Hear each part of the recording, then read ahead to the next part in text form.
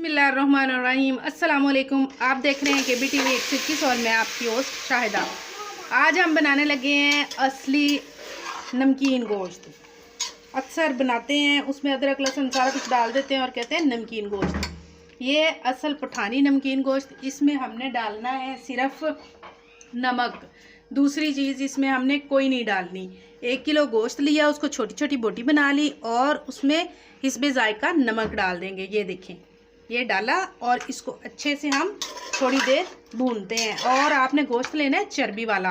अगर चर्बी गोश्त में होगी तो वो ज़्यादा मज़े का बनेगा, क्योंकि नमकीन गोश्त चर्बी से ही बनता है। तो मैंने जो बोटी ली है उसके साथ हल्की हल्की चर्बी रहने दी है। तो अब हम इसको थोड़ी देर भूनते हैं नमक डाल के।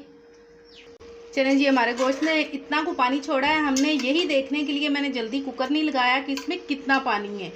ये आधा कप पानी है और 1 कप इसमें हम पानी और डाल देंगे और इसको लगा देंगे कुकर 5 मिनट के लिए। फिर इसको हम भूनते हैं।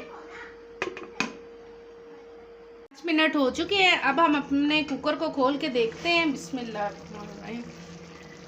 चलिए, माशाल्लाह पानी थोड़ा सा ही रह गया है और ये देखें ऑयली मटेरियल भी निकल आया है। इसी में ही हमने इसको भूनना है, अच्छे तरीके से भूनना है। अब इसको 10 मिनट हम भूनते हैं। ये देखें 5 मिनट भूना है और माशाल्लाह से हमारा सालन हो चुका है तैयार। नमकीन गोश्त कढ़ाई, ये देखें इसमें ग्रेवी भी है हल्की हल्की। ये बहुत हल्का फुल्का होता है, मैदे पे भारी नहीं होता। एक बंदा भी माशाल्लाह ये सारा खा जाए तो उसको फील नहीं होगा कि गोश्त खाया है। तो मेरे चैनल को कर लें सब्सक्राइब, शेयर और लाइक और मुझे दीजिए इजाज़त। मिलते हैं अगली वीडियो में, तब तक के लिए अल्लाह हाफिज़।